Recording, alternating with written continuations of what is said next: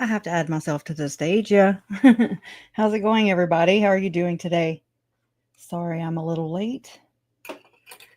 Trying to get my stuff together, right? It's like a fear thing or something. I don't know. I set myself up all the time. Don't need anybody to do it for me. So glad you're here with me today.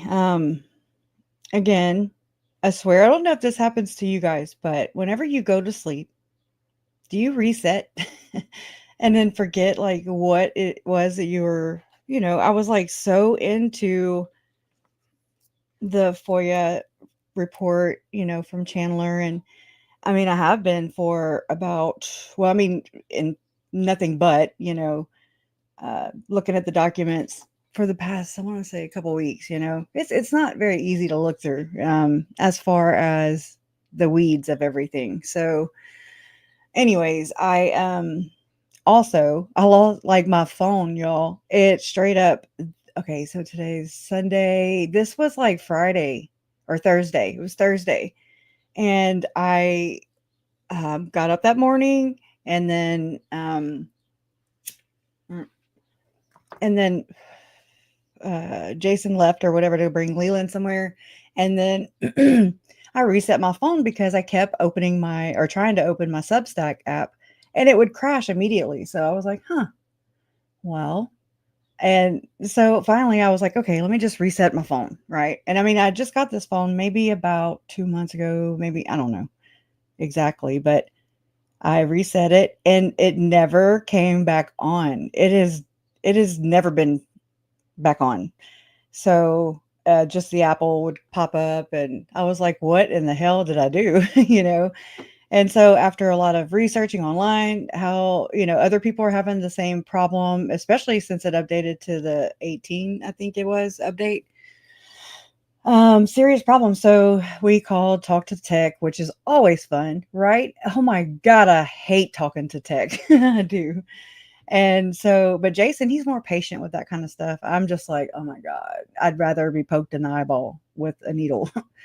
um, but anyway, so we got it to where Jason brought it to a whatever it's called, a dealer that anyway, so we brought it to Best Buy. He brought it to Jason brought it to Best Buy, and they were like, we'll just send her a new phone in 7 to 10 days. And I'm like, what? What?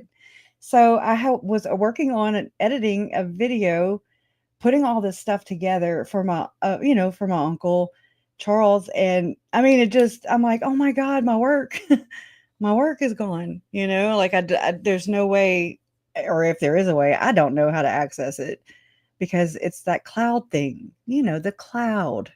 I don't understand a cloud, nor the space that's endless, it seems. Why do we have to pay for that? That's kind of weird. But anyways, Annette says, I'm in IT and I hate talking to tech support. We were lucky though. I mean, the guy was pretty, he was helpful, but he was, oh, hey, I'm gonna finish smoking my cigarette. So we're gonna hide behind Hookerella here. But anyways, so yeah, so I mean, sent it, they took it and I'm like, okay, so what do I do? Like all my work, all my stuff, and then here it is. It's, it's uh, D-Day almost, where traveling and stuff like that is going to be, I mean, the trial starts in what, 8 days or jury selection? I haven't counted the days yet, but plenty days. Let's see what this calendar says. 1, 2, 3, 4, 5, 6, 7, 8 days. So a week from tomorrow, jury selection starts in Lori Daybell's trial. Lori Vallow Daybell, whatever. I don't want to call her Daybell now just because she wants to. So I always want what she does not. Because, anyways, I used to think that she deserved the name Daybell because, she killed for it, literally. But anyways, I just want what opposite of what she does. It's basically if you ever want to know how I feel, pretty much. But, so I was going over all the reports and everything, and then fell asleep last night, woke up this morning, and I was like, I don't know. It just doesn't grab me, the same way. it's like I would do much better if I just went live, like when I'm into it, because then I'm like, oh my God, and this, I can explain it so much better. Yeah. Oh no, sounds like a dud. I know. I think so. 7 to 10 days is a long time, especially, this is like an extension of my body, basically. So I wanted to let my mods know too that, and anybody else who's in my family or friends, that if I'm not answering, it's because I don't have a phone. I mean, I have my old phone, but I don't. Then they're not compatible with the service. But anyway, so I don't actually have phone service, but. Anyway, so it's been kind of wild. Yesterday, we spent the day out in the yard, which I'm so proud, right? I mean, like it just felt good, got dirty, blowing off the front porch and just all that stuff, picking up trash, just doing some things and it felt good to be outside and let the sun hit me. It was beautiful yesterday, Natalie. It was beautiful, huh, yesterday. Um and so it's supposed to rain all week too. So there's that. And then we had a fire ban the other night. I was like, a fire ban? I've never seen anything come up in the weather that's like a fire, warning, fire ban. Or not, it didn't say fire ban. It just said fire something. And I was like, what does that even mean? Anyways, still learning stuff. 46 years old. Or am I 47? I don't remember. I don't remember. I was born in 78. I don't know. I don't know. I have to sit here and count on my hands. But anyway, so we're going to talk today about, Charles Vallow and some things that he was trying to focus on to try and get his wife help. And I mean, it's just been one ball being dropped after the other with this one, with Chandler. I'm sorry, with Gilbert Police Department for sure. There's the video that I was editing before it left with my phone. I really wish it wouldn't have left because I had body cam in there. I had all kinds of things to corroborate what I was reading from the report verbatim. And so it was going to be really good. Well, like most things, it's iffy at best. So anyway, so that's just some hurdles that I was trying to jump through since the phone left. I have my iPad that's way too bulky, and then I have my little iPhone 10 that's like so tiny, and you have to keep it charged. You have to keep it on the charger, or it'll it'll just it goes dead really fast. So but yeah. Okay, I'm just trying to figure out what I'm doing right here. Hold on just 1 second. I'm glad you guys are here. And I split the live into two. I don't know. I'm trying something different. And I thought that I could learn quickly how to have this live stream roll into the second one, but I still don't know how. Yeah, I was like, I know it can be done. I've seen other people do it, but I don't know how to actually initiate that. So we'll just have two, and I'm going to try, because the live streams I've been having have been so long, and I'm like, I got to stop that. But I really don't, I have a lot to say. We talk about a lot of things and a lot of different aspects of this case. It's not just the case. It's not just this trial. It's all the things, I believe. Let's see. I'm trying to get to page 387 here, and then I'll open my screen up to share it. But I've been finding little nuggets here and there. I did find the papers, or the part that says that the testing on the bat was inconclusive for Prince, for Charles. So Charles, there were inconclusive results on the bat, which is interesting. I wish they did, or I don't know if they did a DNA swab, or, I don't know what all they did as far as testing it. I know I wish that Chandler PD would have at least did a gunshot residue test on Lori just to rule her out, or charge her for first degree. It just depends, or I don't know. So anyways, they tested on the bat. They tested Alex, Lori, and Charles, not Tylee. So I can't keep my cigarette lit. I'm talking. But let's see. Who is this? Angeline. Okay. Let me get to page 387. Hold on. Scrolling, right? 366. Okay. Getting there. It's just sad to read this stuff too. Really. It's brings up a lot of just trauma, basically. But I mean, it's not as bad as how the victims got it. That's for sure.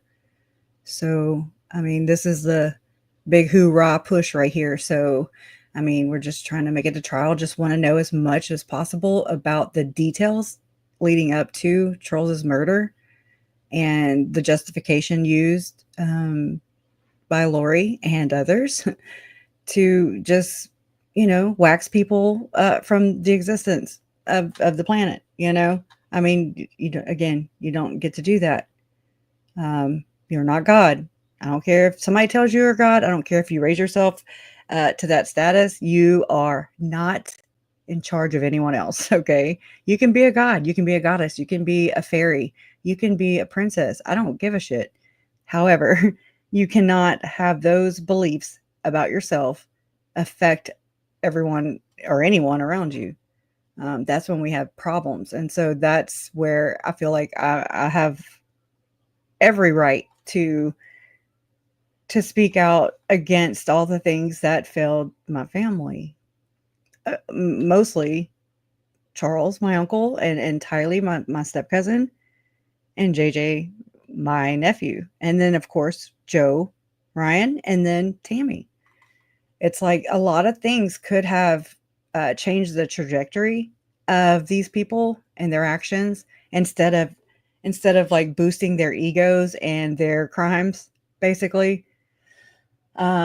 Giving them just a big ego boost to go in rapid succession and take everyone who they viewed as obstacles out. I mean, that's just the way it is. So it went down, and that's how it looks to me. It looks like they were, what do you call it? Just legitimized or, aka justified. I don't know. It's really weird. Here, Joe Schmo. New line of merch. You can be a god. You can be a goddess. You can be a fairy. You can be a princess.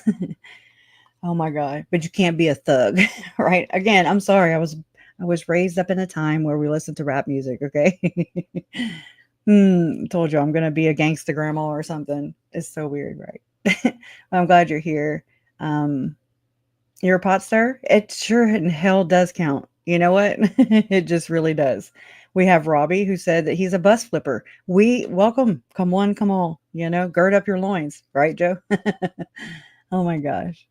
So I don't know. Why would they have not complete DNA swabs on the bat? I don't know. I might. Okay, there's an ambulance passing. I might have to Google that keyword search and just see if, maybe I see something. I won't do that today, but I'll do that when we end tonight, later, the second one. So maybe the same reason they didn't pat down Alex when they arrived on scene and he admitted to shooting the deceased. Yes, I know, it's wild. It's like everything that could go right for Lori and Alex and Chad went right. It's like, instead of if it can go wrong, it will go wrong, or whatever the hell, which is usually what happens in my life. If it can go wrong, it will. Okay. And then I'm like, hold my beer. Hold on. I can really F this up even more. We're going to go big, That's how it rolls out for me. But not so much for Laura Whore. We call her Laura Whore because of the I don't even know what to call it. The juvenile, weird, mean girl type religious fight, or I'll say scripture battle, Book of Mormon scripture battle between Lori and Melanie Gibb. And Melanie Gibb called Lori a Korah whore, which Korah whore means Antichrist. And Lori got so offended. You can call her a murderer. You can call her a child killer. You can call her all kinds of things. Here's another merch idea. But you do not call her core whore, okay? Because she was like, oh my God, I have got to, uh, I got to know why you're saying this, basically. Something along those lines. And I was like, what did they say? Not being, being a non-Mormon, never Mormon. I was like, I don't even know what's core whore. I even wrote, I like, just, took a white marker or whatever and wrote core whore on a shirt to make fun of it because it was so stupid. It was just the stupidest thing I ever heard. And it was weird the way they were using scripture to cut each other down or exalt each other, raise one up. Lori compared herself to Joseph Smith, who they view as a prophet. And so, I mean, almost deity status, you know what I'm saying? It's nuts. Murphy's Law. There it is. Yeah. It seems to catch those of us with good intent more often than it catches the lore whores of ill intent. I mean, thank you for saying what I couldn't. Oh my gosh. I don't know. It's just been a wild 6-year ride of a roller coaster I never knew existed, right? I never heard of this ride before. And this ride is the scariest ride ever. It's got regular peaks and valleys, some irregular. They come out of nowhere. Oh, yeah, spinster. I'll just a second. Yeah, core whore is the Antichrist in Mormonism.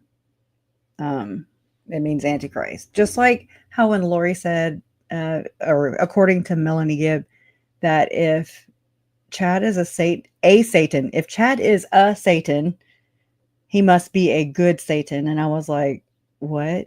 I mean, a lot of us were like, that doesn't, I mean, I was always raised, and again, I'm not saying I'm right or wrong. I have no idea, wasn't there. But like a Satan or the Satan, like I always knew there's just one. But then again, this is Mormonism, and they view, as a polytheistic, I want to say, or mono. See, I get them confused. But like they believe in 3 different deities for the Father, Son, Holy Spirit, rather than just the Father, Son, Holy Spirit being one. I think that's it. So mono would be one, right?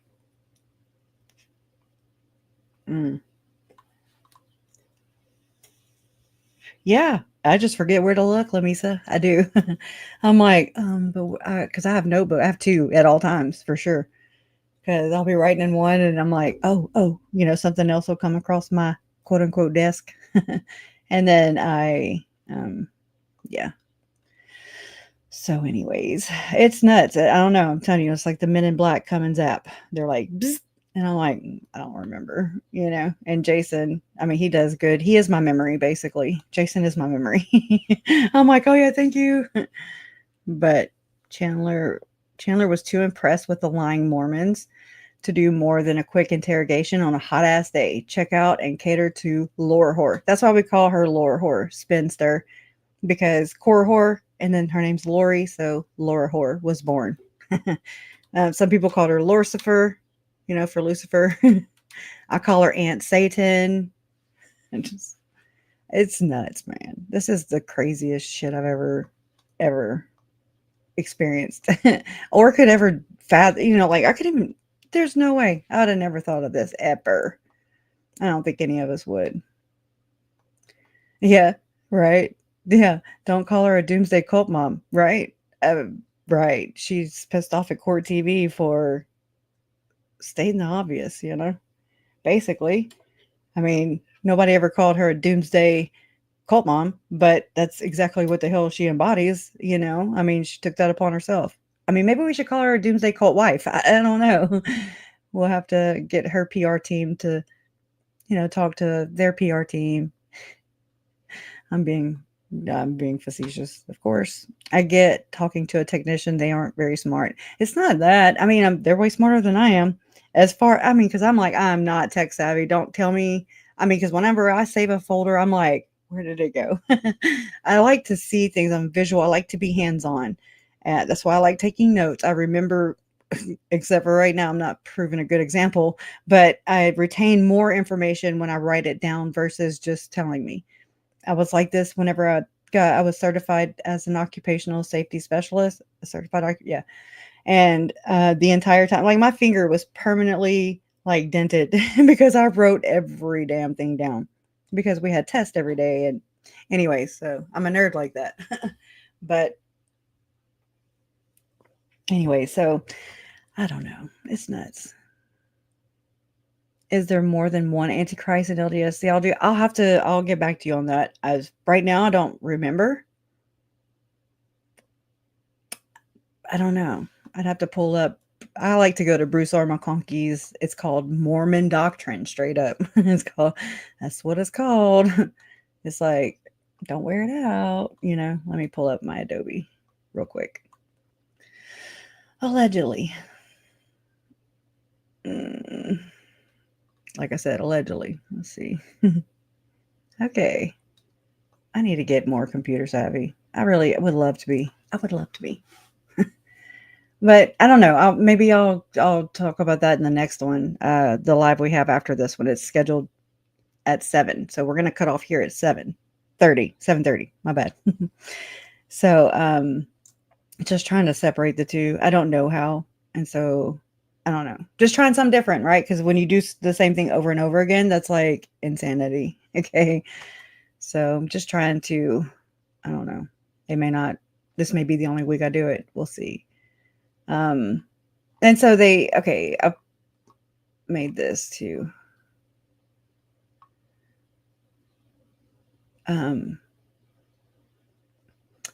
So the timeline, the murder of Charles Vallow, which was July 11th, 2019. That was also a special date for, according to, I want to say Melanie Gibb said this about Zalema and Lori, saying that July 11th or 7/11 was lucky numbers. I don't really know. I'm saying lucky. I don't know if that's what they said, but something along those lines. I'm learning more and more about this is tied to the occult. It's unreal. So actually down to the names that like Eplos or Hiplos, they say the H is silent, but and anyways, that's the quote unquote demon name that or one of the demon names that Lori and Chad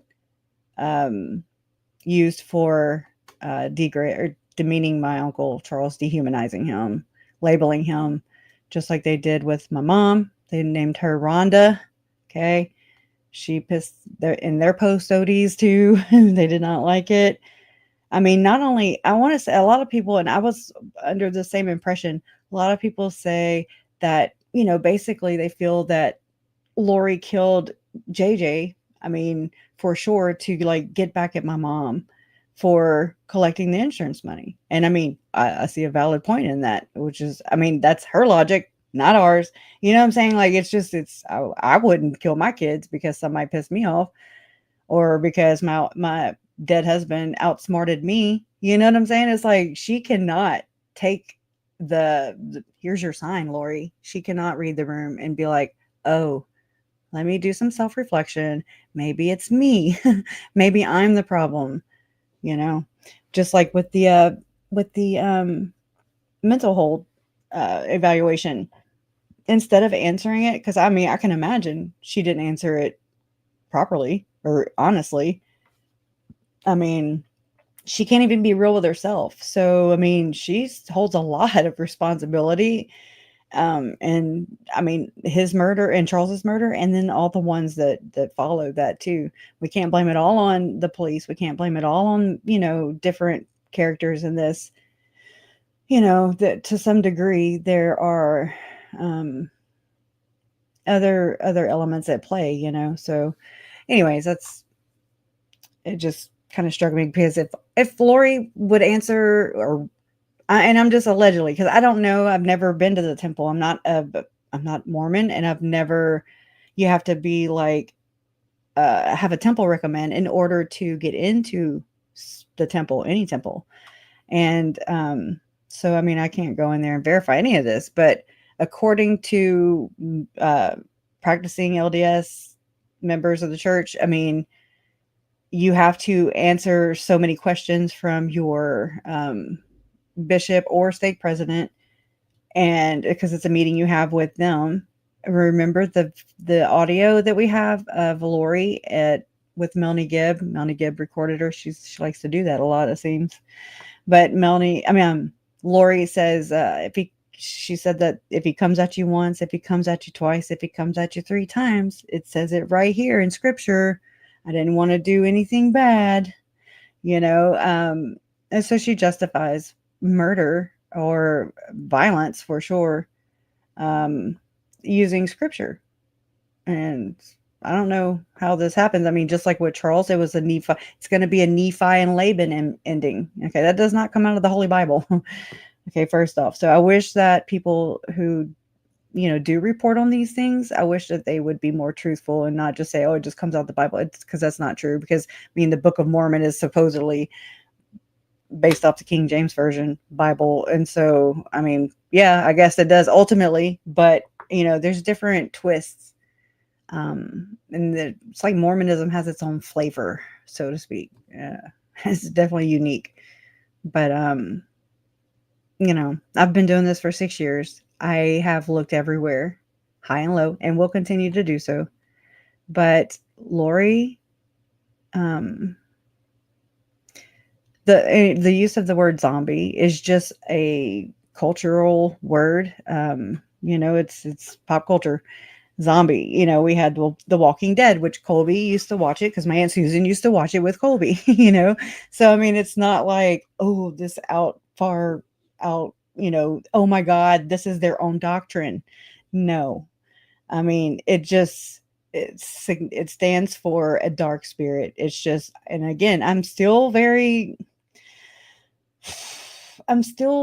reluctant to accept this as Lori and Chad using the word zombie. I've seen Z's. Yes, I have. So I'm not saying that she didn't. I'm just saying I feel like that aspect of the story, interjecting herself because she's part of the story. Okay, she's part of these crimes, in my opinion. And as far as I'm concerned, they needed to lock her ass up too. And I'm talking about Melanie Gibb. I ran over something just the other day and it pissed me off. It really did piss me off all over again. But like more so now. I don't know why, but since I didn't get to, upload it yet, because everything's freaking backwards, I do want to share this. It'll help me get some things together too. It just struck me wrong. I also have crime scene photos too. Let's see, where's it at? I don't know which one. Let me open just one of them.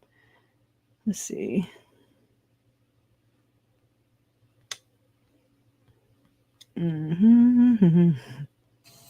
Welcome, everybody. Okay, I don't know if that's it. Higher bridge or whatever in their house, as well as she also gave some away to donation. She sent them to donation. So, and some of those were JJ's belongings.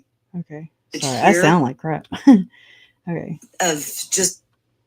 Sorry, I'm not good at this. That's why I like to edit them, because I highly edit them, because I'm like, oh my God, I sound like a freaking nerd. Or, I mess up a lot. Let's see, this might be it. What happened? Yeah, what happened? Sherry Dowdle, the Sherry Dowdle phone call. So I'm going to play the Sherry Dowdle phone call recording of Melanie Gibb real quick, because I find it significant, because according to Chandler police, they said that, and Sherry did actually, Sherry Dowdle is this woman who lives in Connecticut, and she was a fan of Melanie Gibb's. And hold on, let me type this in so I can do 2 things at once. Melanie Gibb recorded phone call, Sherry Dowdle. Videos. Copy. Okay. I'm never fast on the horn here, so thank y'all for being patient. Where did my studios go? I wish they would tab it differently. Okay, let me search across my channel real quick because I do have it. I do have it too. And I still need to get that recording from my mom that she has of Melanie Gibb. Nobody's heard it besides. Come on. Okay, maybe because I put phone in there and it's got to be exact or what? Let's see. Let me just type in Melanie Gibb. It's not cooperating with me today. Show all. Let's see.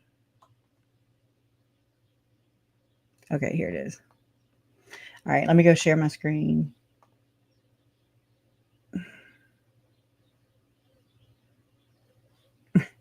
I'll push the wrong thing. Okay, hold on. I'm scared it's going to play. All right, let me get back over there. Oh my gosh, right? Whew. Wear myself out. Okay. It would be...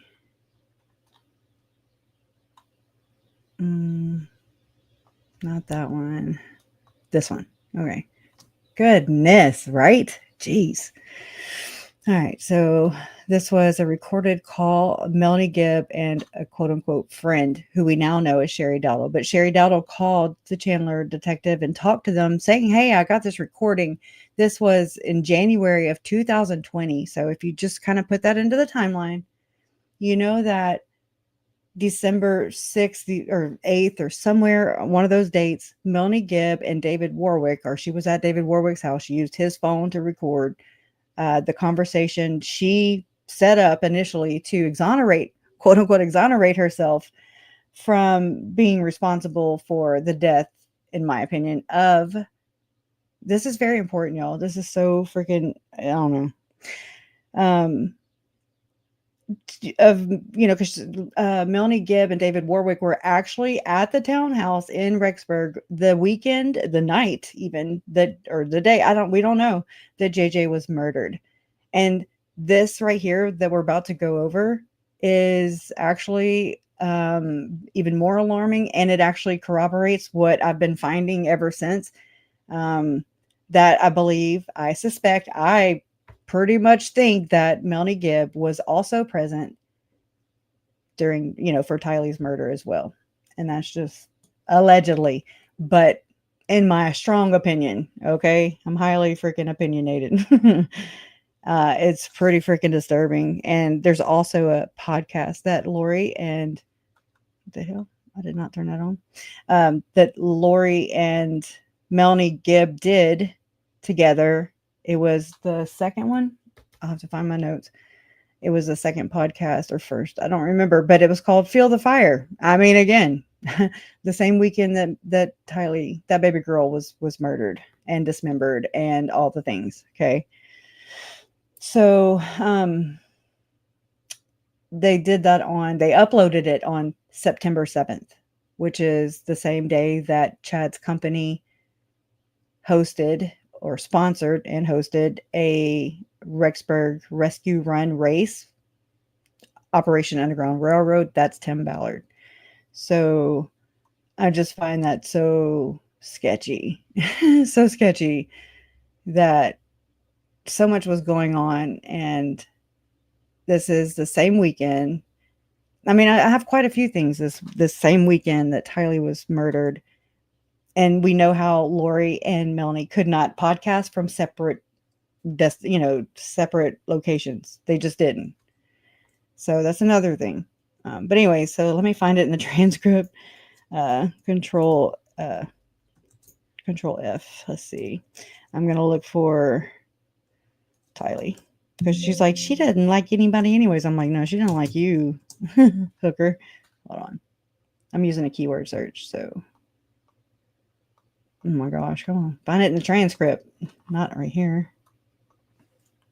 Okay, let me not. Oh, because it never spells her name right. Never mind. Okay, let me try a different one.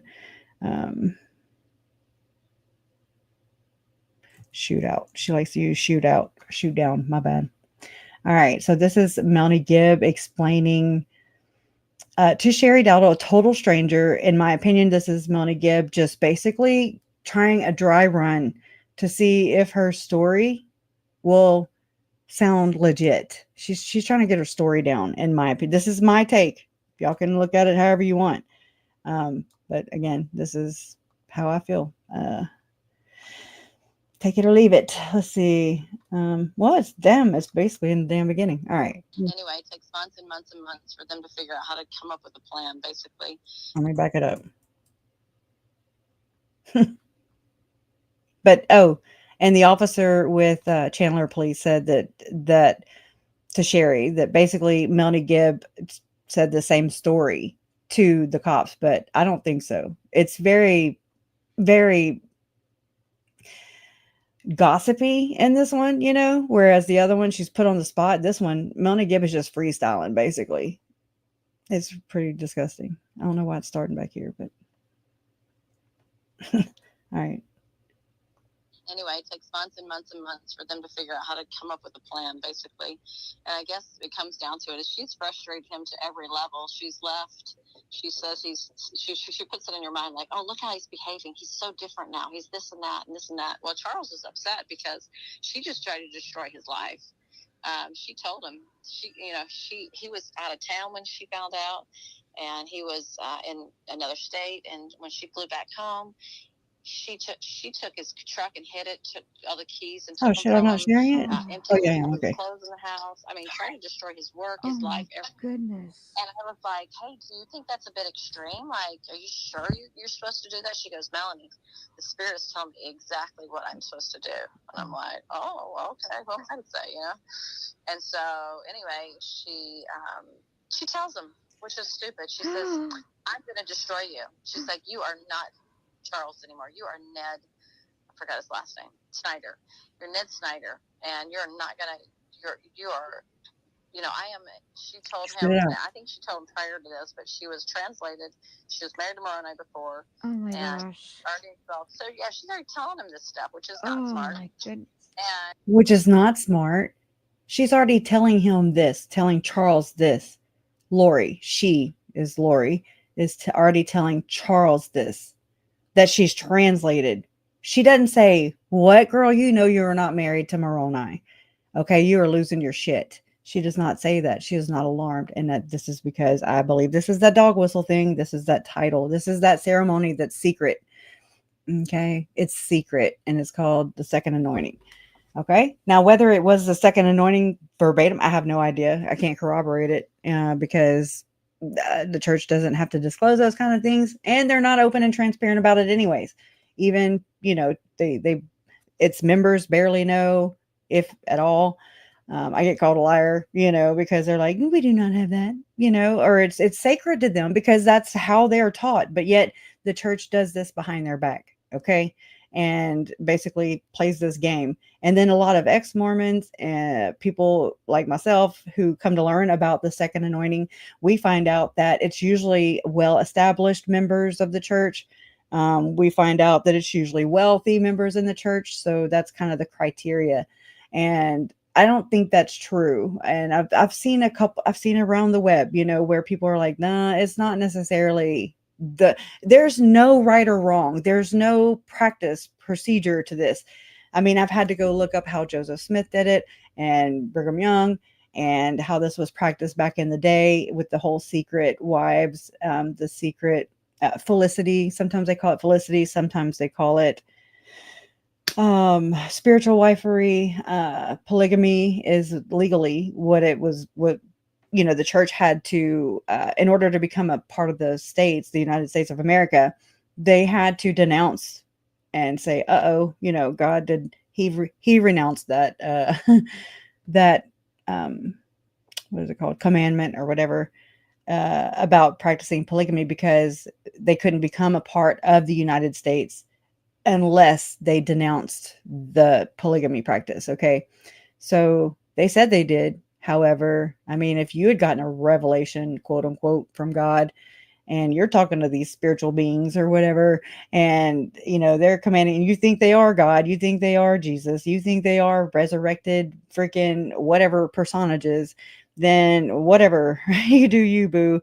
But that doesn't, I just feel this is how it appears to me. I feel like it looks like I'm alleging that the practice of polygamy has never died.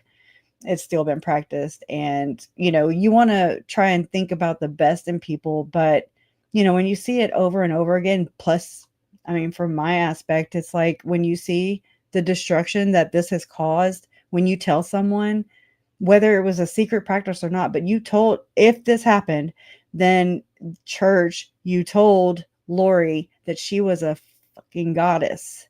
She was a god. She was exalted and she no longer had to repent.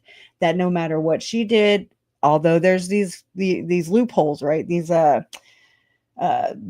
there's conditions. There's always conditions, and one of those being that you cannot commit the most abominable sin, which is murder. Okay, so you're like, well, how did they justify this? But then you read about Brigham Young's blood atonement. You read about how it's, that sometimes they believe that it's best for, I guess, people that they would deem as zombies or dark spirits, right? It would be the same as a man back in the day, back in Brigham's time, saying, that if his wife cheated on a husband, then she deserved to die. Basically, you just had to sprinkle her blood on the ground. I don't know, some bullshit. It's just a lot of justification of wrongdoing and all these loopholes and all these it's just a lot of justifications that don't really make sense. They're illegal most of the time. If not, they're unethical and not moral. They're not moral at all. And that's just my opinion. But anyway, so I just feel like this is what happened. I feel like they were matched up. I feel like Chad and Lori were matched up according to bloodline. And I'm like, even though she wasn't going to have any more kids, or could she have any more kids? Were they going to have any more kids? Then what would be the point of wifing them up together or matching them up together? So, I mean, I try to sit here and kind of fiddle around with my theories, and how it appears. I feel like Lori was seeking this. She was doing what Mike Stroud said. She was seeking further light and knowledge, quote unquote. And he said that you have to inquire and plead to obtain and receive. And I'm like, So she inquired. It looks like, let's just follow this down for a minute. It looks like she followed her lust, her heart, whatever you want to call it, her desire. And she inquired via Jason Mal. And she, inquire and plead to obtain to become someone's spiritual wife in all the lifetimes, all eternities, and all the James and Elena was born because of this, I do believe. And she received the fullness of the priesthood. The fullness of the priesthood with one L means you're exalted and that you are translated. You become a translated being. Now, and I mean, it has to do with vibrations and, oh my God, it's so hard to like track it down or to like, I don't have it in front of me, but it's just really shitty. I know that much. And again, you can't tell somebody who like Lori, okay, that they are a god and that they are basically, they already have their tickets to heaven. They already got that. So whatever else. And again, sometimes it appears that they were assigned 24 people. Like, this is their mission. Girl, knock them out. However you got to do it. Like, just don't get caught. And so, I mean, I follow, how, again, I'm sitting here talking about occultics and stuff. I told you it's so hard. And so I'll have to wait till next one. But anyways, let me finish this. I'll shut up. Yeah, not smart. She should have kept that information to herself. So he gets me to come over to his house. He breaks into the house and she's picking up the kids. He's still the ski. It's a lot of drama in that. But anyway, he says to me, and I thought it was Lori, but he had her cell phone, so he was trying to get me to come over. So I talked to him, so it freaked me out. So again, and I mean, whatever. It's this whole thing that that narcissists do for sure, and it's basically. Let me find it. I had pulled it up. Maybe allegedly.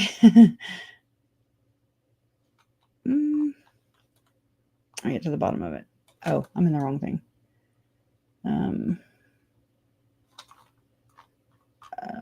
It would be after this. Hold on just one second. I want to talk about it.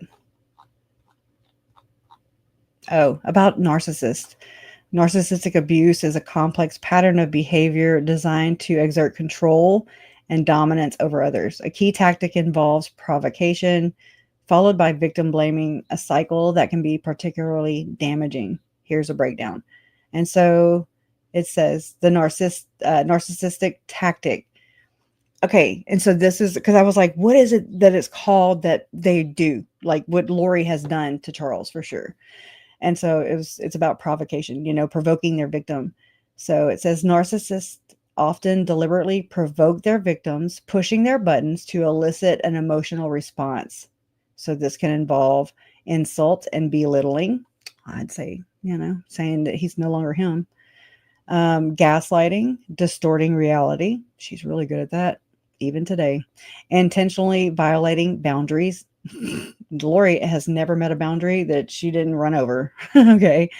Forgetting, quote unquote, forgetting important commitments. She never would, she never would celebrate JJ's life, his milestones and stuff. So that was interesting.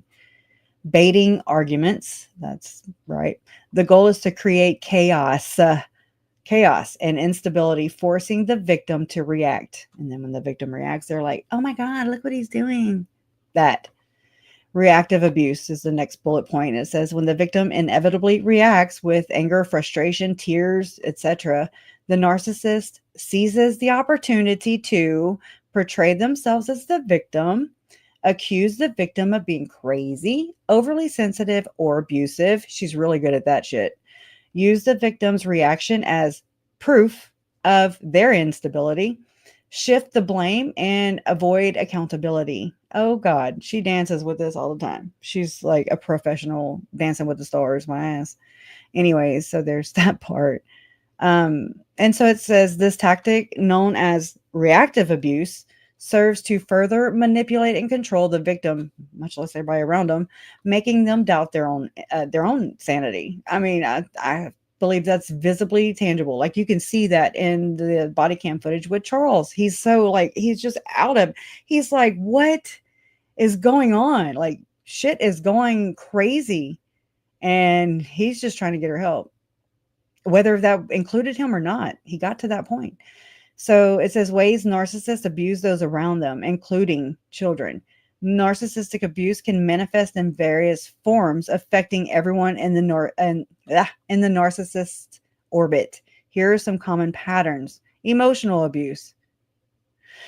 Gaslighting, distorting reality to make the victim doubt their own perceptions. You didn't see that. That's not what happened.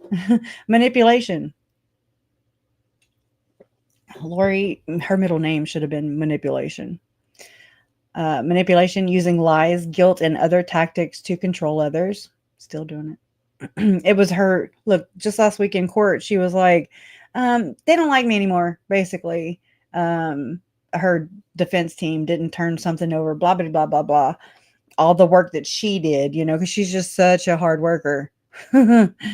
It's always somebody else's fault. It's never like, hey, I put myself in this prison. And so because I put myself in this prison and in this situation, because of my actions that I've already been found guilty and convicted of, and I'm serving 3 life sentences back in Idaho, it's everybody else's flipping fault. It's never like her fault for putting herself where the hell she's at. And it's frustrating because she'll blame. Obviously, we've seen her blame victims even, okay, especially her daughter, which is disgusting. And it just shows the level that these people will go to, that Lori will go to in order to never admit she is wrong. And again, she says that in a phone call that was recorded by Melanie Gibb that we heard in Chad Daybell's preliminary hearing with the lower whore thing, right? And she said, and so they're quipping back and forth. And then Lori says, I will never deny it, for if I did, my soul would be at stake. I was like, oh, well, that is exactly what she is still doing today, right now, 2025, a week before her second trial in Arizona. So it's like she has got to cling on to, because if she does not cling on to it, her very soul will be at stake if she did. And I mean, she said it. I like to use their own words. against them for sure. Or just hold a mirror up to them and be like, remember when you said this? Here you go. Yeah. So it says belittling and insults, undermining the self-esteem and creating a sense of worthlessness. And I for sure feel like, I don't know where it is right now, but I remember I could just imagine Lori being a hairstylist. And I mean, that's how she initially met Charles, right? She cut his hair. Somebody sent him to her. And I mean, so then, I mean, they were together for 13, 14 years. And then, I mean, he lost his hair. My hair is thinning because it goes from your mom's side, by the way, for anybody who doesn't know. Look at your mom, her side of the family, and let me know what kind of hair they have. That'll kind of be a big indicator of what kind of hair you will have. So, but anyway, so I feel like, and my uncle was not vain, but he was he put a lot of stock into how he looked, like Larry and Mom have said, there's never been a mirror that my Uncle Charles passed up that he didn't admire. Okay. But I mean, it's just kind of who he was, but, or maybe these were his own self-confidence issues, self-esteem issues. So I don't know, but and so I feel like she maybe shamed him for not having hair anymore. I mean, Chad has a full head. That's all he has. But anyways, and I mean, she definitely did this with Tylee. I mean, in the body cam footage from the day that Charles was murdered, right there at 5531 South Peaks Drive, there was crime scene pictures that we got back, and there was one, or there was Tylee's room where, god dang it, I hate when I want to go find something and I'm talking about it and I don't know where to go. And I wish I could do two things at once, but I can't. I really do. Let me see if I can pull this up real quick so I can show you better than I can tell you. She definitely did this to Tylee though. And I think Janice did this to her kids, which would be Lori, and why she was raised that way. Let me put whiteboard. I think I might have to go to Google Photos. Yep. Hold on. It's important. And I mean, right here before trial. Hold on. Pulling it up.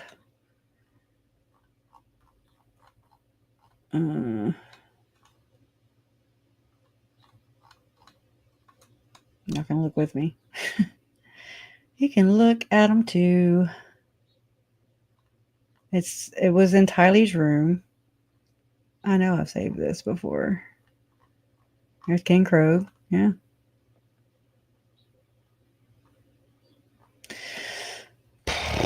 I know. I don't think it was this far back, but that's neither here nor there, huh?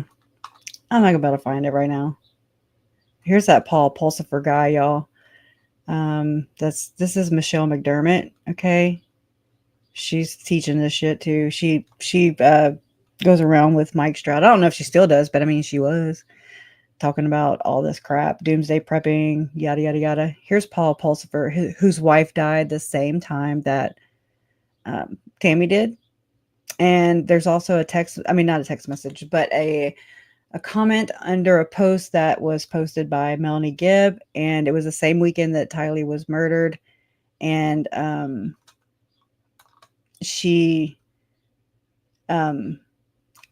Paul puts a comment or something under the post that Melanie did that weekend that Tylee was murdered.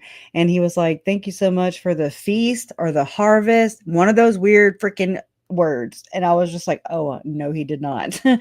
I mean, I feel like there are so many people that we don't know who took part in these children's sacrifices. Let's just call them. I mean, you can sacrifice.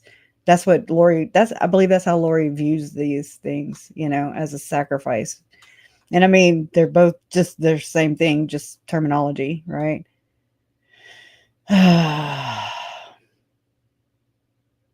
Okay. Yeah, I don't know. All right. Well, I tried. I was going to do well, let me try Tylee. Because It's important. I really do think so. While that pulls up. All right. So while that pulls up, I'm going to go back right here and say belittling and insults, undermining self-esteem, and creating a sense of worthlessness. And so withholding affection or approval, that is so Lori. She would just be silent. And I mean, that's such a freaking I mean, just think about the psychological aspect of that. When if you've ever endured this, or stop it if you're doing this to other people, because it's not fair. People can't read your mind. Okay. Exalted person. Okay. Can't. So stop expecting them to. You need to change your expectations, in my opinion. That's what I've tried to do with how I view people around me. Like, oh, well, I can't be mad at them because I expected such and such, like if I didn't communicate it to them, they're not mind readers, and you're not either, so don't let people do that to you either. So, I mean, for sure, she used emotional deprivation as a weapon. Oh yeah, that says Lori's picture right here. Creating a climate of fear and anxiety. Right? That's all she did. Abuse towards children. It says favoritism. The narcissist will often pick a golden child and a scapegoat. Y'all know who that is. Y'all know that Colby was he looked at as the golden child, and that Tylee, it looks like she views her as the scapegoat, even still today, right now, years after she's been charged and convicted of murdering her own damn daughter. So it's really disgusting. Emotional neglect. Narcissists often fail to meet the emotional needs of their children. I'll go back to that. Yeah, definitely. She treated Colby as like a friend, and no. And like Tylee, even this Colby had talked about this recently in a more recent live that he's done on his channel, that that back in the day, his mom was like, this is before she met Charles and after her and Joe split up. So they were driving, and Lori, being the reckless bitch that she is, she basically was like, we're just going to run off a cliff, And well, anyways, I didn't know how Colby had explained it. I was like, oh my God, this is much worse. Like, it's like she actually drove to a cliff, maybe. I don't know. I have to go back and listen or ask him more. But it sounded like, because Colby said that, like, Tylee at 2 years old was like, okay, mom, like she would, like Lori gave them the option or something, I mean, I'm sure, again, that fear, the climate of fear and anxiety. Oh my God. I mean, and we wonder why Tylee was popping all her damn fingers and her knuckles and every bone in her body. That's just Lori. Like, that's just that one little glimpse into that. That's one drop in the bucket. Who knows how many and how, I mean, for sure, I believe that she scapegoated her entire life and manipulated her. Now, I didn't know that then. If I would have whipped her ass long time ago. I'm not scared. Okay. I will go to jail. I don't care. I won't kill nobody, but I'll whip her ass. I'm just saying. Don't come at me. Oh my God. Anyways, using children as pawns. Oh my God. Yeah. That's all they are to her. Narcissists may involve children in adult conflicts or use them to manipulate others all day, every day. She did it to us even. She was like, I mourn with those of you who mourn my children, Tylee Ashland and Joshua Jackson. Remember that in her allocution statement? It was disgusting. We're like, you don't get to mourn them. You made it to where we have to mourn them. Quit, control freak. She's a fucking control freak. Lori is a control freak. So is Ruby Frankie. When they say, like Ruby was like, Judge, I am here to, she's like giving him permission to sentence her. And that it's like I'm going to control this as long as I freaking can.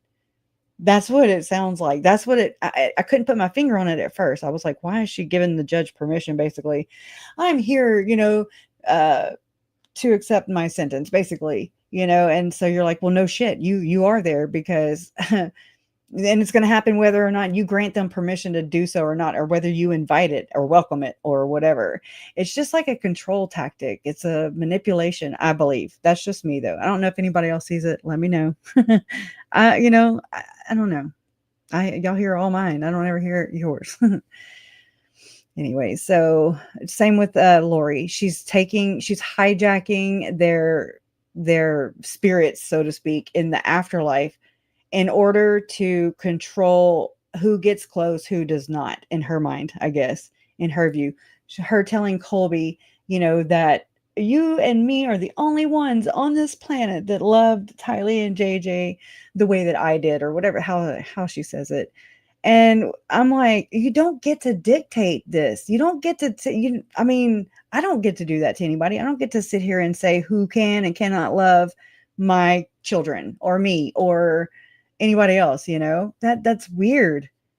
It's controlling and it's wrong. It's possessive, it's possession, pawn, it's just, anyways, it's super gross. But so she doesn't get, to me, it's like her way of controlling the afterlife and our view and who's close and who's not in their afterlife even. And that's disgusting. Enmeshment. Some narcissistic parents will have unhealthy boundaries with their children and rely on them for emotional support. That's that thing I was telling you about with Colby.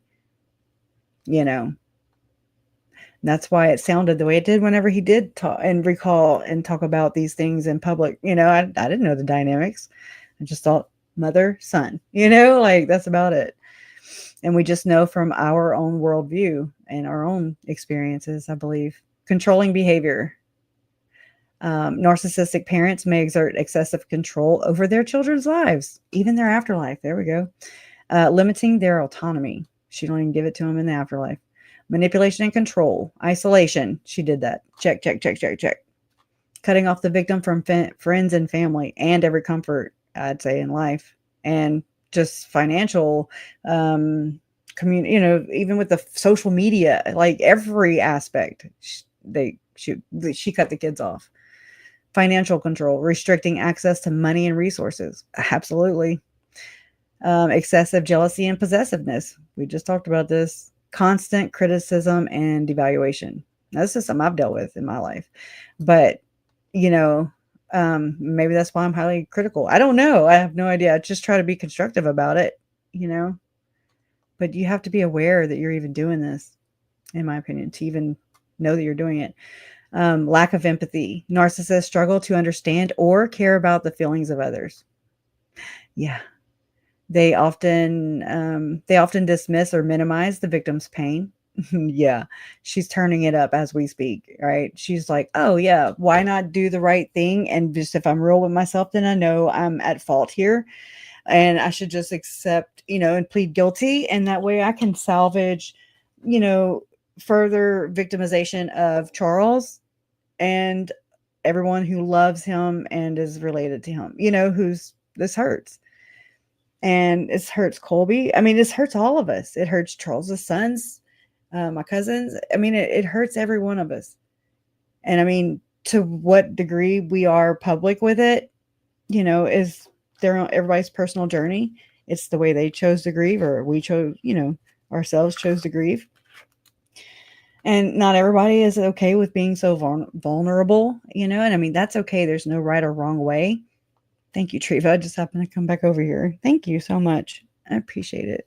Justice for Charles and Brandon. I'll cheers some Dr. Pepper to that. Get your Dr. Pepper, Lamisa. Thank you so much, Treva. I've been listening to KJ too read the Juror Number 18's book, Tom Evans. And it's definitely made me think, I try to write things down. And I do things like that, like her reading the book, or just any kind of different perspective of somebody analyzing all this stuff. It helps me to think of things that I never would have thought of before. I'm only one person. I do not pretend to be the know all be all. I don't want to. I don't know. I don't want to in this case. I do want to have a good understanding so that I can, really pinpoint what's going on here. Because, I mean, so Chad and Lori are convicted, okay, let's just say, then shouldn't that remedy the problem? If they're out of your lives, then this shouldn't be happening anymore, right? It's happening, and it has happened since, and with other people.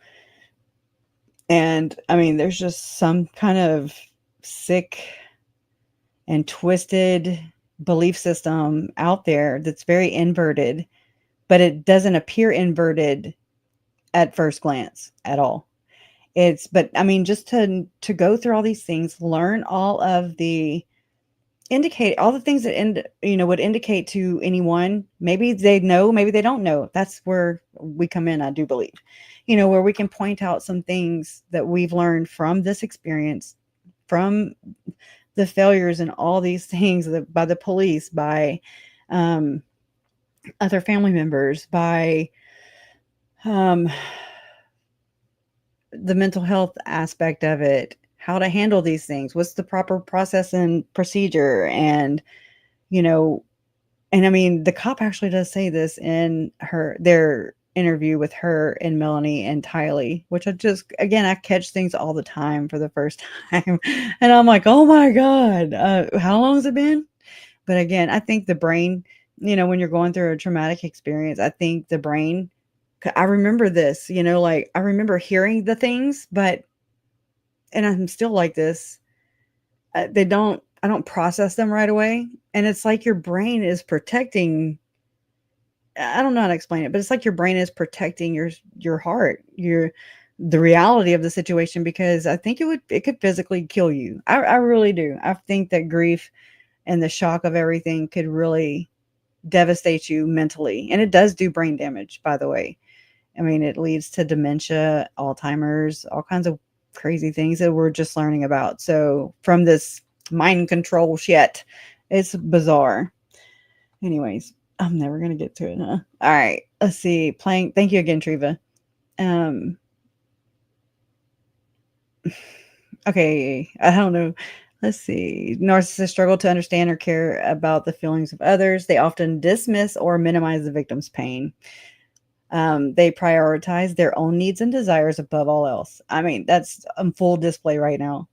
And then playing the victim. Oh my God, right? I mean, she was even given a victim's advocate, though. So much so that she told Melanie Pulowski, her niece, about, to where whenever we got Melanie Pulowski on body cam, she's there asking if she can have a damn victim's advocate. That's how it went down with what her Aunt Lori told her. Oh, it's like, girl, this is not how this works. You're not a flippin' victim, but they all think that they are. And they think that the children are the actual instigators, the perpetrators. They're the ones inflicting abuse upon them. And that is very backwards, y'all. And I mean, it's concerning. And you've seen it play out with Ruby Frankie, Jody Hildebrandt. I mean, Jesse has told us about it. Jesse Hildebrandt. Adam Steed has talked about it. We've seen it on full display, unravel here. Chad's family, Chad's kids, this for sure, in my opinion, is why they are the way they are and think their dad is, not guilty, because they are backwards. Okay. And so, I'm trying to figure out what exactly contributes to this belief system, because it is very, very alarming. It's very dangerous. It's deadly. Straight up, it's deadly. F around and find out. Okay. I'm just saying, trying to be sarcastic and lighten the mood a little bit, but for real, don't F around and find out, please. Get help. Anyways, they deflect blame and refuse to take I'm sorry. I'm making words up. They deflect blame and refuse to take responsibility for their actions. Yeah. Deflection everywhere. Lori's family deflect.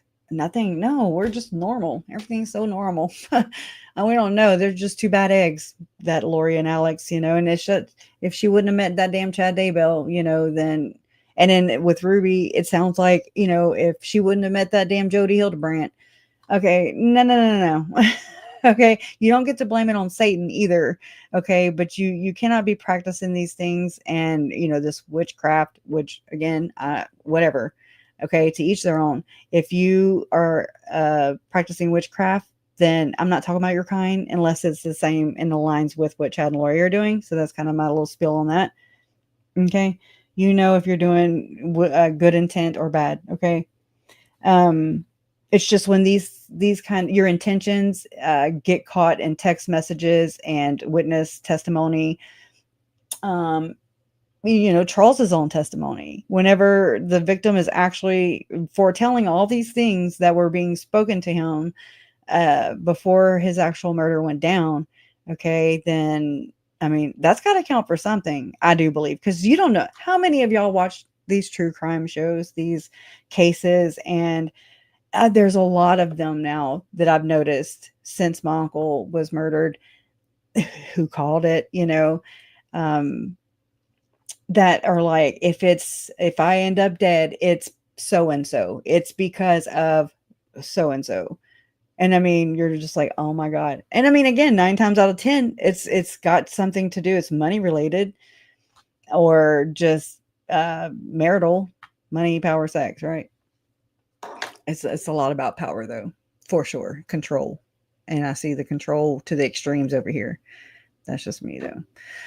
Okay, so this is a large part of the reactive abuse cycle, which is they deflect blame, da da da. Okay, play the victim. Triangulation. This is when a narcissist brings a third party. Melanie Gibb, Tylee, Melanie Pulowski, Alex. I mean, when does it become a co-conspirator, though?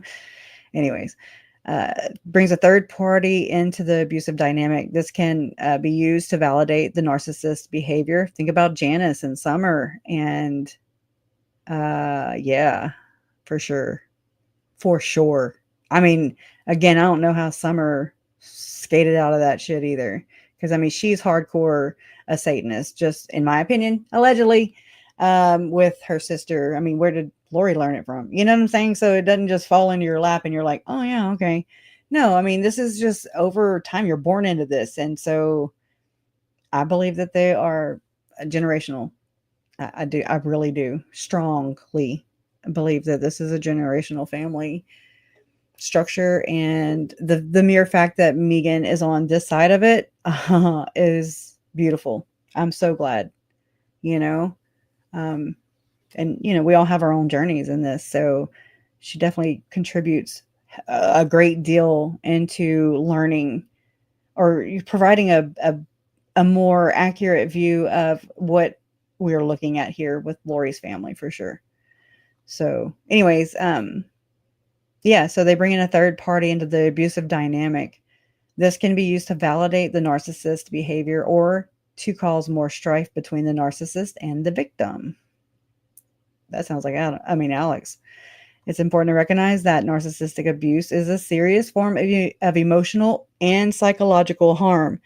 If you or someone you know is experiencing this type of abuse, seeking professional help is crucial.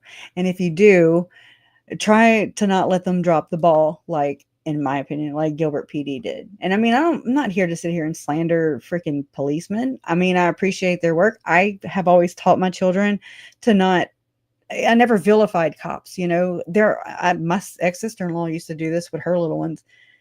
And I was just like, oh my God, like, that just doesn't look right. I would never do that, because I've taught my kids that if you are in a pickle, if something's wrong, I want you to be able to run and go up the chain of command, so to speak. Like, you go and you tell a teacher, you go and tell a fireman, you go and alert somebody, your bishop, your preacher, your priest, your librarian, whomever. Okay. You go to the police. I mean, I actually fussed a cop one time when he pulled me over. My daughter was in the back seat. She had her seatbelt on. I don't teach my kids to fear the cops. But he was making her, I mean, she was real nervous, and I was like, I gritted my teeth. I was like, you are freaking my daughter out, and I don't do this. So he brought me to the back of the car, and I was like, stop, and he lightened the mood up after that. Like, calm down. Do we need 5 squad units right now because I was doing 45 and a 40? I mean, do we, you got to be shitting me. Y'all just need something to do. Okay. There's plenty of things to do, but scaring my daughter ain't one of them. All right. So don't come around here like that. anyways. So Cops will never help. Cops are terrorists. Well, I mean, it depends. I don't want to like vilify everybody. I don't think everybody's like that. Cause like my daughter, Ashlyn, which I mean, again, this was alarming to learn whenever Ashlyn told me. And I mean, she's gone through this whole process too. Her cousin, whom she was very close to, was JJ. She went through this. Lori even told my daughter she was special. Okay, there goes my lips. Okay, and so whenever Ashlyn graduated from high school and she started college, right? She's in her second year. And she said she wanted to become an FBI analyst or agent, or I forget. And I was like, oh no, not after learning all the things that I've learned through this case, just because this has been my chosen road, or whatever.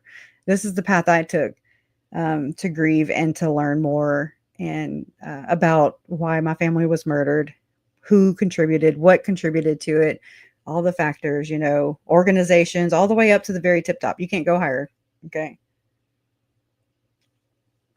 I mean, we finally maxed out, so that's good. I mean, at least, okay, here's the ceiling. It's all the way up here. Okay, now, kind of work backwards here. I'm so glad, Tammy. You're welcome here. We're glad you're here too. Yep. She's just happy to have you here. Right, Detective's daughter? The Mormon church is BS, and I was brought up Mormon. I am from Springville, where Ruby, Frankie, and Daybell's. It's a weird town. Right? Something's a brewing. It's like, no, it's not that we're like, I mean, Kevin Frankie even said this too. He was like, for everybody who's armchair detective. And I'm just like, grab a mirror, hold it up. Okay. And then all the stuff that you are like projecting onto everyone else who listens to you, who's even interested in, learning why the things happened the way they did. And some people actually watched it go down with their own two eyes. Okay. They witnessed it. And so don't tell them what they should think and what they should not think. That's not your place, boo. Like, you don't get a free pass. Okay. We saw you with our own two eyes. You don't get to gaslight us. Okay. Mm-mm. And just because it makes you uncomfortable doesn't mean that you escape culpability and responsibility, because he was there. Just like, I mean, it really sucks. You can't blame it all on Jody. Can't blame it all on Chad. There were other things, but there's some people who in the family, especially Lori's siblings, who refuse to hold that mirror up. They refuse to do that introspection to try and figure out, maybe, because it is normal to them. It is normal. Like the mob, like freaking gang, like just do whatever Lori would tell them to do. I watched it with my own two eyes. I just didn't know. It was just about walking, while we were there. I was there with, after my Uncle Charles got married, to when he married Lori, he invited us all up to go and spend, I don't know, I guess a weekend. I don't remember. It was back in 2006. I had my little daughter who, I mean, she's 20 now, or 19. I always forget, y'all. I forgot my age too. So for what it's worth. But I mean, so like we went up there to Austin, Texas, and we stayed at a big ranch house with the Cox family there too. And I mean, again, you have the Mormons, right? You have the Mormons and the damn Catholics. Okay, first of all, it's like oil and water. Okay, but then on top of that, you have, looking back, I'm like, okay, totally see this the same thing now. Just that mob-like mentality, behavior where they run like a pack of dogs, for lack of better terms. But like, whatever Lori did, it's like she was the leader. And if she was like, jump, they're like, how high?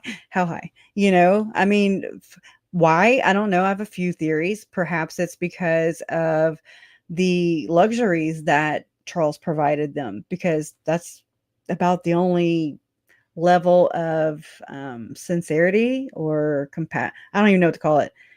Good, positive talk that we've gotten from any of Lori's family was, it's skin deep. It's like, what can Charles provide for me? What did Joe provide for me? What did any of Lori's ex-husbands and boyfriends provide for me.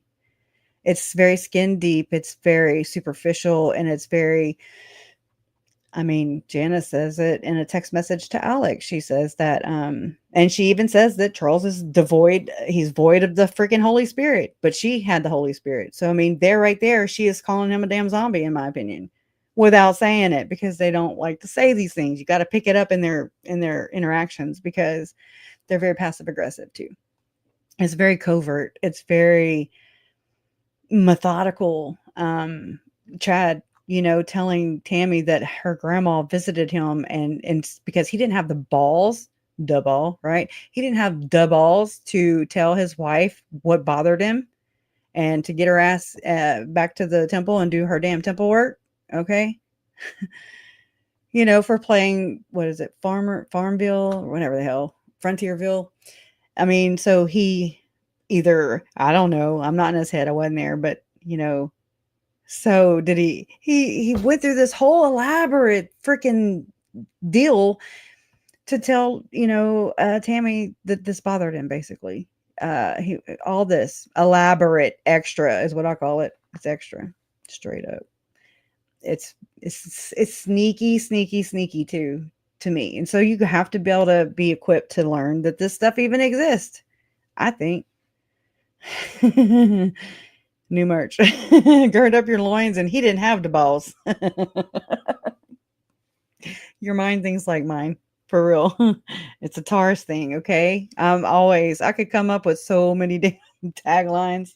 I have. One day I'll get them together, and we can just laugh and laugh and laugh, because we need to laugh, y'all. This stuff is so heavy and so convoluted, like they said, and it's voluminous. And I mean, that's another thing Lori was bitching about last week in the hearing. She was like, it's voluminous. And I'm like, because you are extra, hooker, because you did extra stuff with your crimes. Okay. They're not tragedies, they're crimes. Okay. Anyway, so you can, again, point the mirror in their face and let them just blame, because it needs to be pointed right back at them. And that is something, again, for the person who said that they were from Springville, I'm so glad that you see it, Valerie. Yeah, I'm glad he is, though. But I mean, right? Did he learn, or is he just escaping culpability? Was Ruby always like this? I do believe, like, I feel like her sisters were raised in this kind of generational type of behaving, because it's so backwards. I bet you can point out a lot of people who from Springville for sure. Because again, it's like the echo chambers are real. The echo chambers are real, and they're toxic. If you have just a lot of people never saying the truth, because image is everything, just like, in my opinion, like the church projects. I mean, this is the culture that they are brought up in. And so to them, it's not wrong. It's just normal. Yeah, y'all are weird, that kind of thing. And so without looking outward and diversifying one's life and understanding and perspective, then how can you at all, and myself included, I've done this. Okay. I'm from way down here in Southwest Louisiana. Okay. In the hill of the boot, straight up. And I've learned so many things about my own perspective just by this case and all this crap with Lori, my aunt, my damn Aunt Satan, right? So it's not been comfortable, but I mean, it's been necessary, I do believe. I don't know, y'all, every time I go live, which I need to end and go live again. So I apologize, y'all. I'm trying. No balls. He didn't have the balls, new merch line, and then no balls, right? And that goes with the theme, that Charles liked to play baseball. He didn't just like it, but I mean, he was sought after by the Astros, and he played for minor league baseball for the Astros. And who else looked up? New York was looking. The Yankees, I think. I don't know, Tom wrote about it in his book, Juror 18, and I was like, oh, it was a good story because he talked to my Uncle Jerry, and I don't know, that was really interesting. It was beautiful, because some of my family does not do is I cannot sit here and tell you stories about my mom's upbringing or, you know what I'm saying? She doesn't really talk about it. And so I didn't know that until I kind of stepped out of that perspective that I was in my echo chamber and it was a no all be all. And then I'm like, oh, so over here or over there, everybody's perspective is different. And so it's been like a whoa, that's not normal, like, oh crap. Well, she's a damn hooker, Sonya. She's a damn hooker. And she's a hookerella. She's hookering. She's nasty. She's nasty. She got the hooker rot. Yeah, I don't know. I can't think of anything right now though. That is awful. Oh, that's terrible, Robbie. Hey, look, don't have life insurance. That's one thing. Okay. Until I can research, really, I can't wait to just focus in on because I remember telling my mom during all this, again, I say a lot of things when I'm ignorant. Okay. For sure. So I'm sorry. Not trying to be, I'm not trying to just grapple at straws or whatever, but this is how I learn. I learned the hard way.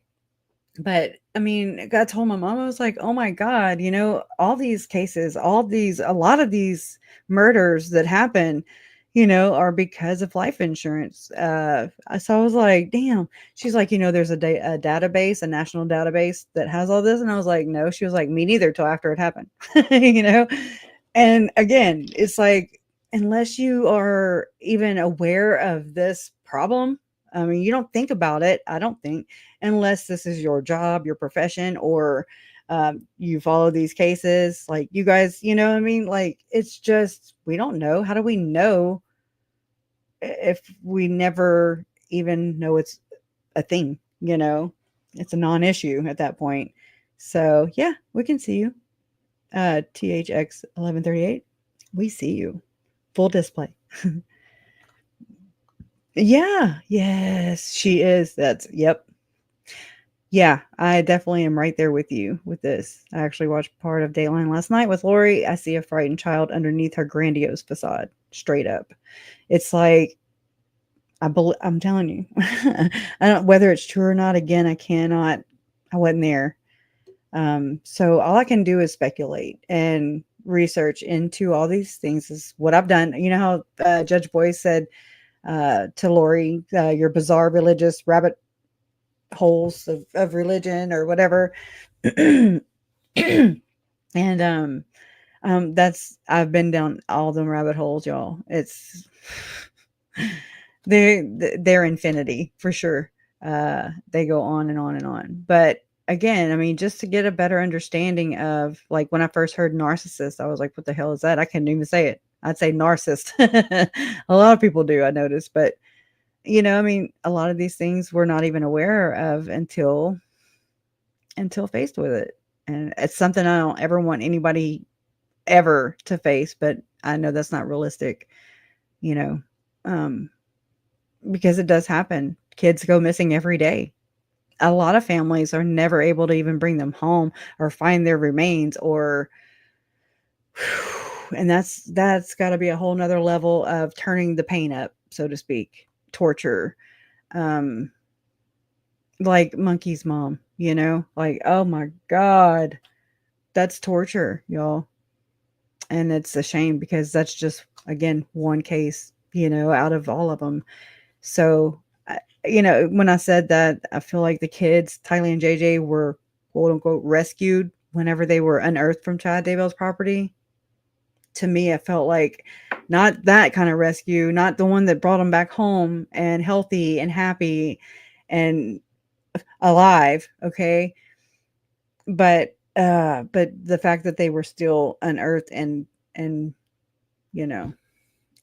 recovered and you have like some closure with what happened to them. You're not left out there and just what do you call it, limbo, wondering if they're alive or dead. That's got to be torture and hell. And I'm so sorry if anybody who runs across this, if you have ever dealt with that. I mean, oh my God. I mean, again, you don't think about these things unless unless you really go through them. Really. All right. I don't know what I'm trying to do, but I know I need to end this and start the other one because I'm late over there too. But I really appreciate you guys being here. I had uploaded some more things. Let's see. I mean, this is a big one right here, just that whole apparently it is tied to Ned being gone. Hopefully today or tomorrow. Have fun and get rid of Ned already. You know what I'm saying? She is. I know. It's so my heart goes out to her and anybody else going through this, Rowan. And it'll make you sick. It makes you sick. It really does. Going through this process, it does. It's very heavy for the families, I believe, of, like my family. I mean, again, I was just Charles's niece, but I don't know. It's just it rocked my world. It totally rocked my world, and I've never been that same person ever again. I've never gone back there. I don't even know what that person looks like anymore because that person that I was before does not exist, and that is courtesy of Lore Whore. Yeah, and her little culprits. Okay, her little flying monkeys, so to speak. Her co-conspirators. There you go. There's that, so it's just not. Why does she need protecting? It sounds like a lot of her victims needed protection. And this uncle right here, I don't care what his damn excuse was. I don't care. I really don't. Like, I have there are people that I've found and, come across my channel and they're like, oh, I feel bad for him. And I'm like, okay, I mean, I respect your perspective. And there's a lot wrong right here with this guy. But I don't know. It's like my compassion runs way thicker for Tylee and JJ, who were children, who looked to their adults, depended on their adults to not murder them, maybe not put them in very harmful situations and make them, as pawns and have to choose all kinds of things. Oh, crap. Okay, I forgot about this. Hold on. Got to before we end it. So sorry. I forgot to finish playing that damn little snippet, which is important. Oh, crap. Y'all saw the windows flash. Okay, let me try. Share this tab. Okay, I'm going to finish this. And I get there, and it's Melanie him, Gibb. and I'm like, oh my gosh. So I talked to him, and he's like, Melanie, Lori's crazy. Like, she thinks that I'm this guy named Ned, and that she's trying to destroy my life. And I'm like, I just don't know what to say. Oh my goodness. Like freaking out. Yeah, because I think my friends are good. She's seen Jesus. I'm really believing that she really saw these things, Right. And I'm just gullible as gullible gets. And she stuck on me like Velcro. She was such a good friend to me. You know what I mean? Like, she was close to me. Right. And so I just stood there and didn't know what to say to him. And then he hugged me and he was crying. And I was like, I look back now and go, oh my gosh. Anyway, so basically she sets it up where he sets it up. He's going to come into town, when he passes away. And they have a shoot down, and he dies. And out of self-defense, but the police officer told me that it was not the guy that Alex that shot him, he didn't even really get hit that hard in the head. So, and Alex, bless his heart, who passed away, he just thought he was doing a favor to his sister. I don't give a shit. Really care so much, about Charles or this or that, but he just thought he was helping her. Did she ask him to kill him? Bam. Well, to self-defense, yes. Okay, that's called justification. See, they planned it. I mean, like, so she knew that Charles was coming to town, and then she invited Alex over that night to spend the night to protect her. She said they're going to kill her. She told me they're going to come and try to kill her. Oh my goodness. I said, well, why are they we're going to try to kill you? And she said, well, because I have a $3 million policy on my head, and my brother and my husband and my nephew are all zombies now, and they all want me dead. Oh And my goodness. oh yeah, it gets crazy. Oh, So anyway, She's part they have of a it. shoot down and everything, and she grabs his phone, and they fight over that, and then Tylee, her daughter, picks up the Happy bat birthday. and tries to defend herself or hit him or whatever. She doesn't like him anyway. That. And Oh she doesn't like my God. anybody. And so anyway, they shoot him. And so I talked to the police officer. He goes, you know, she was really happy for somebody that just had her husband shot dead. You know, she was like, oh, how are you? Da-da-da. She's real positive and upbeat. And I was like, oh, that's not normal behavior to somebody that gets blown away in your front room. yeah, exactly. And I mean, that would Here's the link, traumatize Joe. me. But anyway, No. so she's told to move up to Rexburg. The Lord tells her, move up to Rexburg now. Right here, y'all. She takes Tylee and JJ with her. Tylee and JJ are up there. I know she's up there with both of them because I can hear them on the phone in the background while she's packing and moving in. And then she tells me, I don't know, within a week or two that Tylee is now at BYU. Okay, you heard that? Up there at school. Huh. So I go. Let's go back. I go to visit her. Hold on, I'm gonna get over there. I see that Tylee is not. Okay, all right. Now, that part right there is just something. Just because she says so much word salad and chaotic. You know, there's nothing but chaos. Okay, they thrive in this echo chamber. Okay. She says she's sure to tell Sherry, a stranger she's never met, that she says Rexburg, now she takes Tylee and JJ with her. She's sure to state that she can hear Tylee and JJ in the background. Now in Tom's book, juror number 18, he said that they heard the phone call of Tylee saying, "Not me, mom." And I'm like, and Jason swears he has. And I'm like, I want to know, have you heard a phone call with a recording of Tylee saying, "Not me, mom"? I remember hearing it in that song that I've shared here before, Mommy and the Zombie Killers.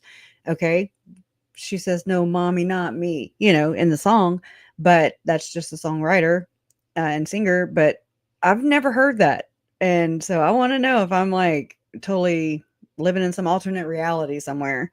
I'm not saying she didn't call her that. I'm just saying, like, never heard this recording, So that stuck out like a sore thumb. You're up there.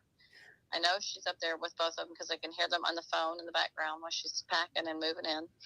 And then she tells me, I don't know, within a week or two that Tylee is now at BYU. So she just says, Lori tells me that Tylee, she's at BYU. A week later, after moving, we know they moved September 1st-ish, okay? She's up there at school. She's up there at school. So I go up to visit her. So I go up to visit her. Now, mind you, this is not the weekend of JJ's murder. This is the weekend of Tylee's murder. Again, when that podcast came out, it was uploaded by by Melanie. Okay. Just, it's like they're telling us stuff without actually it being brought out in court, because we know that the focus of the investigation was Lori and Chad, not so much those named and unnamed co-conspirators, so to speak. Okay. So hold on. And I see that. So I go up to visit her, and I see, not hear or learn, or she told me, I see that Tylee is not there, and is not there. Tylee's not there. I said, hey, Tylee's, I mentioned again, like, Tylee went to BYU, and she goes, yeah, but she gave me this really creepy look. How? If you're on the freaking phone and communicating through that, or was it a Zoom call? She said she went up there though. So she went up there, she saw with her two eyes. That's how I see it. She saw with her two eyes that Tylee was not there at the apartment in Rexburg. She says that Lori gave her, Melanie, this really creepy look. Oh. Yeah, it was creepy. It was like, yes, she's dead, really, and that kind of look. I call it the look of Melanie Gibb needs some damn handcuffs on her ass. Yeah. Yeah, almost that kind of look. But then I didn't know what to think about it at the time. I was like, oh. You're a part of it, in my opinion, Melanie. You and your old man. Why do I feel creepy when she looks at me like that, Yeah. And so But it's has anybody ever looked at you and you're like, oh my God, she murdered her kid, basically? Okay. I've never had that happen to me, and nor do I want it to. Anyway, I wouldn't know what it looks like. I get there in September 23rd weekend. So see, then she tells me when I get up there, it's September 23rd weekend, same weekend JJ was murdered. 2 separate times, in my opinion. And JJ's missing. No, JJ's not missing. Sorry. JJ's there, and she tells me he's a zombie now. Oh my goodness. And so Melanie, in other interviews, maybe this one too, although this isn't an interview, this is just her being recorded by Sherry Dowdle, this lady on the screen right now, because that's weird. I think Melanie Gibb was really practicing her alibi that she created and crafted, in my opinion, after the fact. Okay.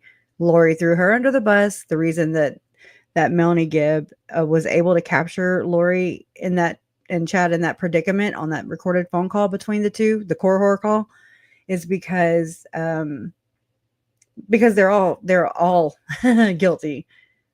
Lori knows that. I believe, this is how I see it, I believe that Lori and Chad knew that Melanie and David were there, and that, Melanie, I mean, she wouldn't have turned it in if it would have, if it would have implicated her. I believe that because it didn't implicate Melanie is the reason that was ever turned over to prosecution to try and help her evade prosecution herself. Because she even says in the interview, Melanie Gibb says in the interview with Nate Eaton, that she did not have an attorney, and that was a lie. She did have an attorney. Okay. She went there just because the good Lord, the spirit was telling her to. It wasn't out the goodness of her heart. It wasn't to try and bring justice to the victims. It was to prop herself up, exalt herself in the public view. And, I mean, it's really disgusting. It really is fucking gross. Was Tylee. Oh no. So people that are zombies, they don't end up staying alive. As you probably see the pattern here. And so. Oh wait, what you say? You probably see the what? Staying alive. As you probably see the pattern here. Probably see the pattern in it. And so anyway, so I say, okay. She says, I'm just going to give them back to Kay, the grandmother. And I said, well, that sounds like a good idea. Then you guys can move on with your missions. Just tell her. She knows about their missions. Chad and Lori. Take Kate. You think she'll take JJ? I mean, he's a lot of work. Do you think? Yeah, he's not a lot of work to everybody who loves him. Okay. She'll take, no, yeah, I'm hoping so. I'll just have to make something up. I'm telling you this, I feel like this is something that her and Lori talked about.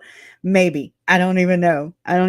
Sometimes I feel like, what's her face? Melanie Gibb just creates shit. So, well, tell her you're sick or something and that you just have some. And what do you say about the psychology of someone who tells a woman who's wanting to get rid of her children so she could serve her mission with her new murderous husband? Okay. Okay, this is the kind of person we're dealing with right here. Who the people that fake illnesses like cancer and stuff to gain sympathy and money to exploit people? Melanie Gibb, because that's her advice to her friend. Illness and that you're not able to watch after him. So, he's a handful. He's a handful. What about Tylee? I mean, what is your reasoning for getting rid of Tylee? And so, and plus it's not her kid anyway, right? Everybody in Lori and Melanie's life are expendable. Okay. And so that's just, I mean, it just fucking pissed me off to hear these just in rapid succession, just like boom, boom, boom, boom, boom, boom, boom. And I'm just like, oh my God. If y'all haven't, and I put that in the chat, the audio to this video right here, or this, what I'm saying, what we're listening to right now, and just go listen to that all over again. Just even if you've heard it before, go listen to it again with what you know now and what's all come out from the past. She does straight up say that Lori and Alex premeditated Charles's murder. And I know for sure she did not tell this to the Chandler cops, y'all, and Gilbert and Rexburg, when they did the little soft interviews with Melanie Gibb. No, she didn't say it like she just did. I promise you that. She didn't say it on the stand either. It's not her kid because she adopted him, right? Right, she adopted him from Kay's family. Oh, she did. Yeah. Oh, As a baby. She had him as a baby. This is that inverted thing that I'm saying. Yeah, he was a drug baby, and so they adopted him as a baby. Yeah. Oh, wow. And she was a really good mom to him. She was. This bitch just said she was a really good mom to him. She was really patient with him and she was patient with him. Loving. I saw loving. Very loving to him. Same thing Lori said in her Dateline thing. She was like, I love my children. I teach them how to do whatever. I don't know. My eyes rolled in the back of my head. Okay. Wow. And yeah, because no, you did not. Down. She was a great mom, patient, very patient with that kid. Wow. Okay, so that's enough of that. All right, that's enough of Melanie. But let me paste this again, and I'll put it in the chat again. All right, so let's shut down. Let's go. Meet me in a little bit. Meet me at the next live. Okay, I'm already late. No, I'm already seeing how this is not going to go well. Okay, but so yeah, here's the link in case you are on replay crew. We appreciate you guys too. You know, there's no I in team. I know there's an M&E, but there's no I in team. Anyways, so every little bit helps, and it is infuriating. Anyways, I'll see you guys on the next live stream. It's scheduled already. Just got to go to it. We're going to, I guess, talk about more of the occultic stuff. It's Q&A, whatever. It's more relaxed. It's casual. Kind of like I turned this one in to be. But anyways, so I'll see you there. All right. Be there or be square.